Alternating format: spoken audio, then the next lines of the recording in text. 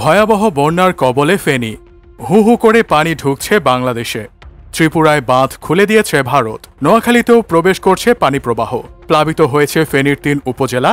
হাজার হাজার মানুষ পানিবন্দী হয়ে পড়েছেন। রাস্তাঘাট ও ফসলের মাঠ তলিয়ে গেছে। পুকুরের মাছ ভেসে গেছে। ভারী বর্ষণ ও ভারত থেকে আসা পাহাড়ি ঢলের পানিতে ফেনীর মুহুরী, কহুয়া ও সিলোনিয়া নদীর পানি বিপদ সীমার অনেক ওপর দিয়ে প্রবাহিত হচ্ছে। নদীর পানি উপচে বন্যা পরিস্থিতির অবনতি ঘটিয়েছে বলে জানাচ্ছেন স্থানীয়রা। পরশুরামে বন্যায় ভেসে গিয়ে নিখোঁজের খবরও শোনা যাচ্ছে।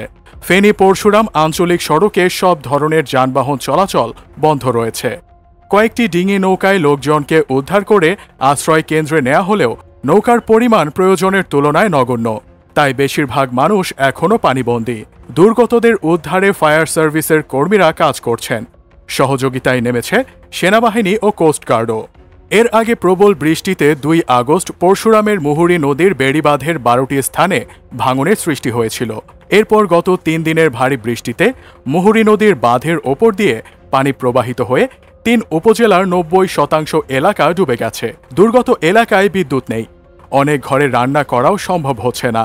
ফুলগাজী উপজেলার ৬টি ইউনিয়নের কয়েক হাজার মানুষ পানিবন্দী বলে জানান ফুলগাজী উপজেলা নির্বাহী কর্মকর্তা।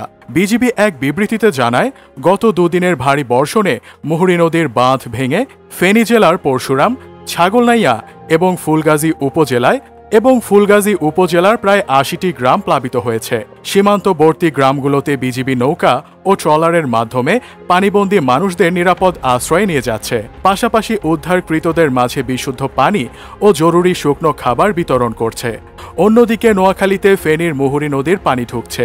এতে নোয়াখালীর ৯টি উপজেলায় বন্যা পরিস্থিতির অবনতি হয়েছে। পানিবন্দী হয়েছেন প্রায় ২০ লাখ মানুষ। ব্রাহ্মণবাড়িয়ায় আখাউড়া স্থলবন্দরও তলিয়ে গেছে।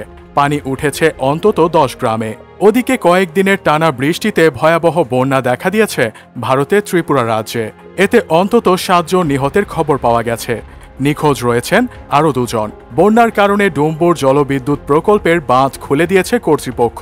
এর ফলে প্রবল বেগে পানি ঢুকে পড়ছে বাংলাদেশে।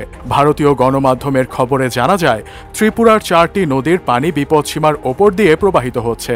এতে অন্তত ৫,৬০০ পরিবার সে স্থান ত্যাগ করতে বাধ্য হয়েছে।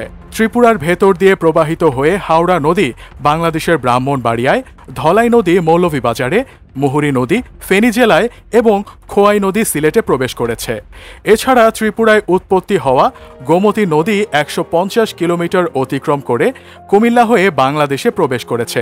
ফলে ডুম্বুর বাঁধের গেট খুলে দেয়ায় হু হু করে পানি ঢুকছে কুমিল্লা অঞ্চলে। ত্রিপুরার গণমাধ্যম থেকে জানা যায়, ১৯৯৩ সালের পর প্রথমবারের মতো ত্রিপুরার ডুম্বুর জলবিদ্যুৎ প্রকল্পের বাঁধ খুলে দিয়েছে কর্তৃপক্ষ।